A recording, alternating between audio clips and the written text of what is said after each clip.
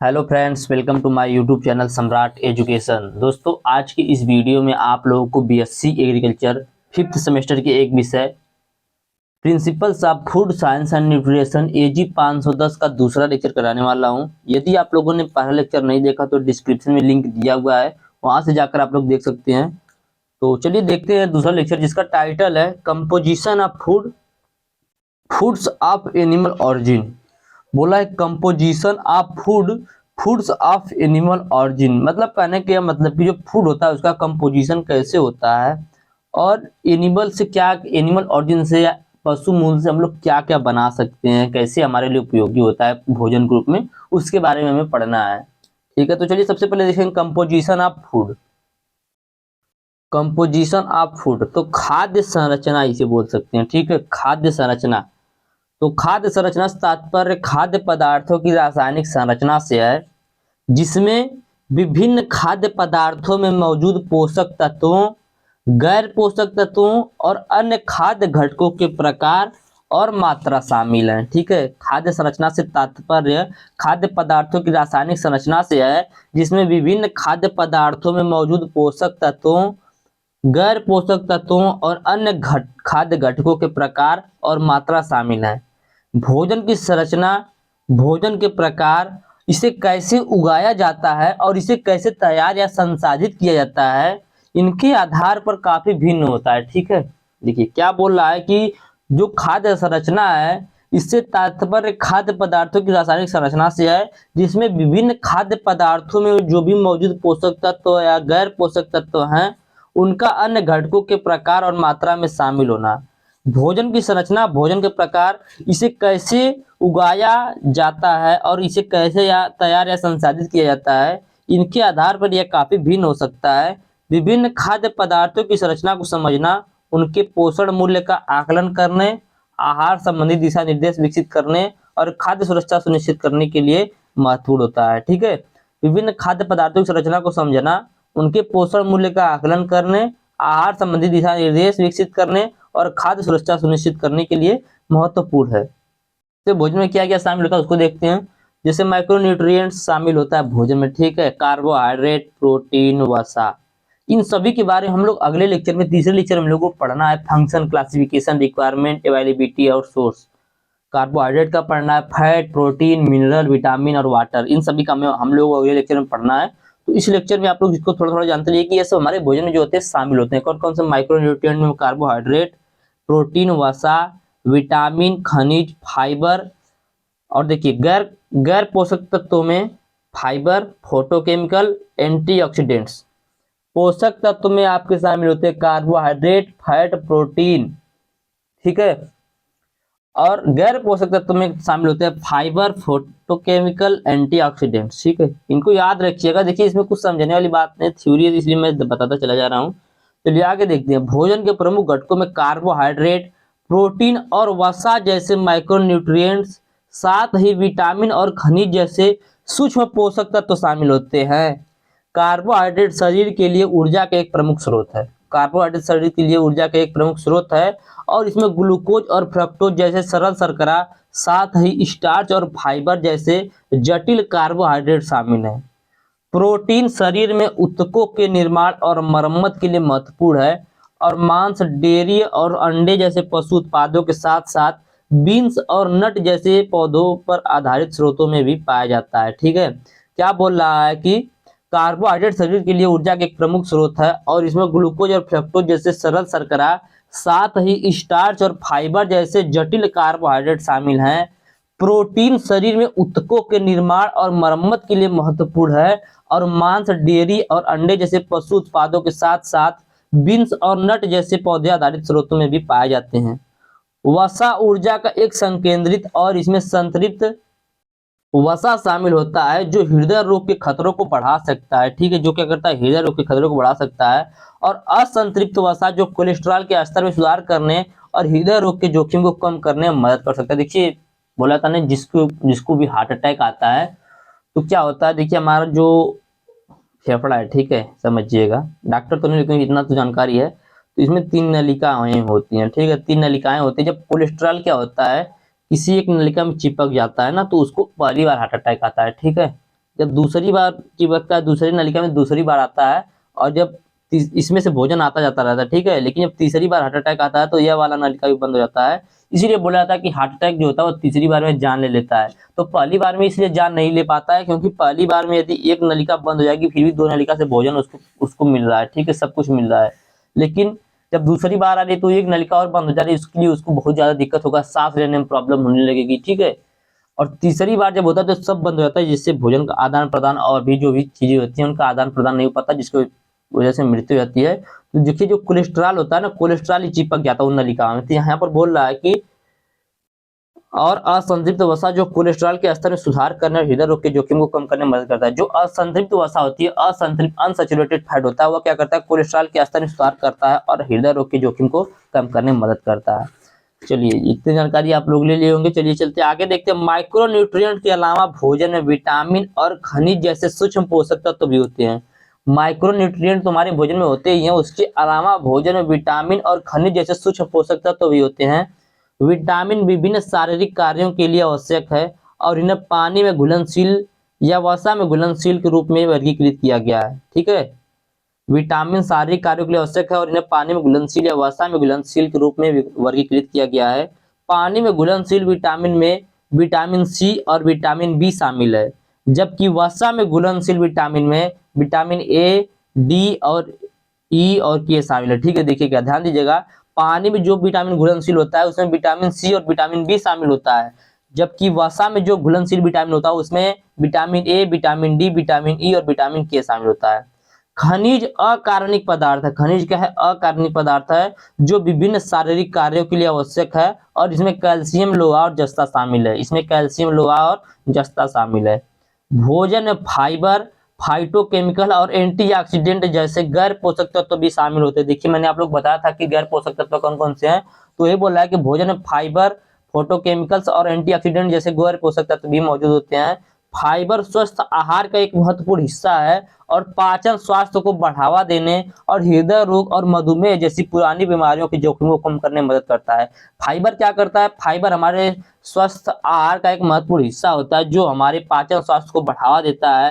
हृदय रोग और मधुमेह मतलब शुगर, डायबिटीज बोल सकते हैं, जैसी पुरानी बीमारियों के जोखिम को कम करने में मदद कर सकता है।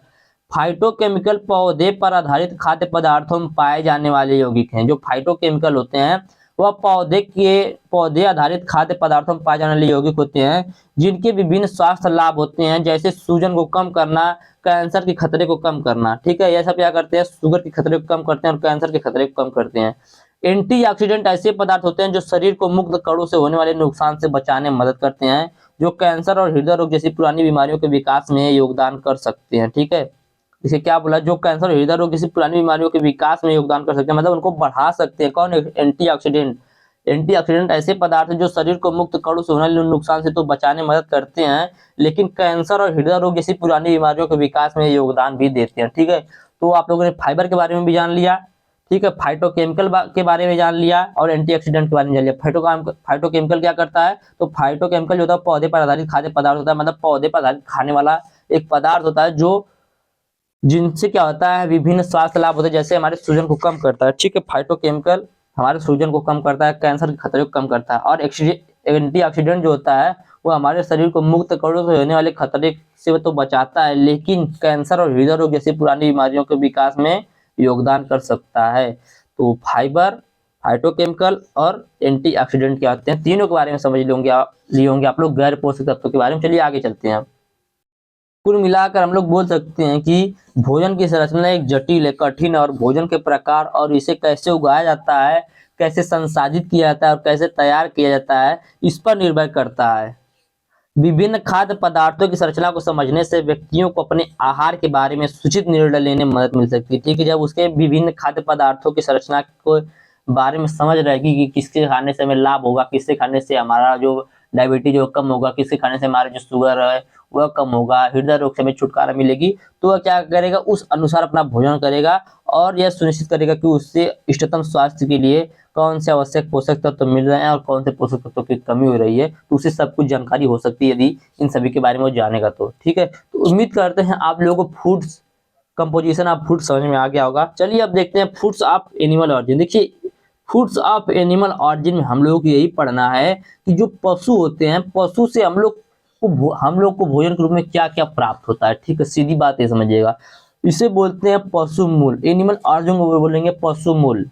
तो पशु मूल के खाद्य पदार्थ वे हैं जो जानवरों से आते हैं। जो क्या आते हैं? जानवरों से आते हैं, जिनमें मांस, मुर्गी पालन, मछली, अंडे और डेयरी उत्पाद शामिल होते हैं। ठीक है, देखिए जो डेयरी उत्पाद होते हैं, दूध, दही, सॉरी दही तो दूध से ही बनता है, तो डेयरी प्रोडक्ट जो भी होते हैं वो सब भी क्या होते हैं? पशु से ही प्राप्त होते हैं। ऐसा तो नहीं है कि हम बाहर से प्राप्त कर लेते हैं। तो इसलिए बोला जाता है कि ये सब क्या है? ये सब एनिमल ऑरिजिन। तो पशु मूल के खाद्य पदार्थ वे होते हैं जो जानवरों से आते हैं, जिनमें मांस, मुर्गी पालन, मछली, अंडे और डेयरी उत्पाद शामिल हैं। ये खाद्य पदार्थ प्रोटीन, विटामिन और खनिज जैसे पोषक तत्वों के समृद्ध होते हैं जो मानव स्वास्थ्य के लिए आवश्यक है। जिसमें आता है मीट, मांस। मांस जानवरों का खाने योग्य मांस होता है। ठीक है, मांस जो होता है जानवरों का या पशुओं का या पक्षी भी जैसे हो गया मुर्गी, तो इनका खाने योग्य मांस होता है। मुख्य रूप से मवेशी, भेड़, सुअर और मुर्गे का मांस उच्च गुणवत्ता वाले प्रोटीन का एक समृद्ध स्रोत है और विटामिन और खनिजों का भी अच्छा स्रोत है।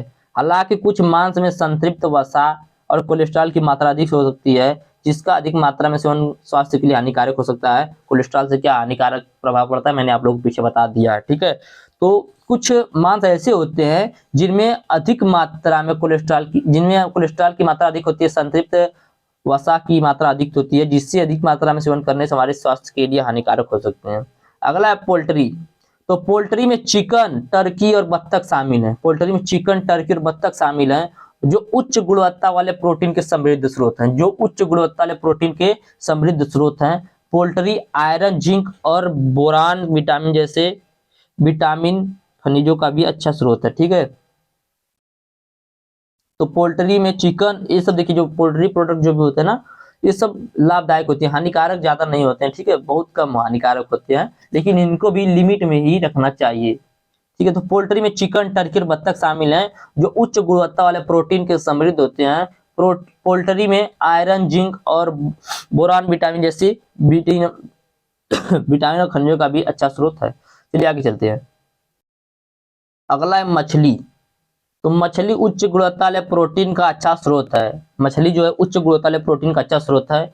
ओमेगा 3 फैटी एसिड से भरपूर होता है। मछली जो होता है ओमेगा 3 फैटी एसिड से भरपूर होता है। यह जो फैटी एसिड ओमेगा 3 ये बहुत ही लाभदायक होता है मनुष्य के लिए। ठीक है, जो हृदय स्वास्थ्य के लिए बहुत ही महत्वपूर्ण होता है। मछली उच्च गुणवत्ता वाले प्रोटीन का एक अच्छा स्रोत है और ओमेगा 3 फैटी एसिड से भरपूर है, जो स्वास्थ्य के लिए महत्वपूर्ण होता है। लेकिन एक बात जान लीजिए कि यह जो 3 फैटी एसिड है यह तो बहुत लाभदायक होता है, लेकिन सभी मछलियों में यह नहीं पाया जाता है, इसका भी ध्यान दीजिएगा। कुछ मछलियां ऐसी होती हैं जो हमें हानिकारक प्रभाव दिखाती है मनुष्य के ऊपर। ठीक है, तो उसके बारे में भी आप लोगों को जानकारी होनी चाहिए। तो चलिए देखते हैं आगे। तो मछली उच्च गुणवत्ता वाले प्रोटीन का अच्छा स्रोत होता है और ओमेगा 3 फैटी एसिड से भरपूर होता है, जो हृदय स्वास्थ्य के लिए महत्वपूर्ण होता है।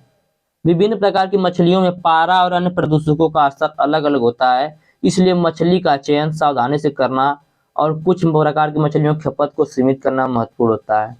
चलिए आगे चलते हैं। अंडे। अंडा एक पोषक तत्व से भरपूर भोजन है। अंडा एक पोषक तत्व से भरपूर भोजन है, जो उच्च गुणवत्ता वाले प्रोटीन, विटामिन और खनिजों से भरपूर है।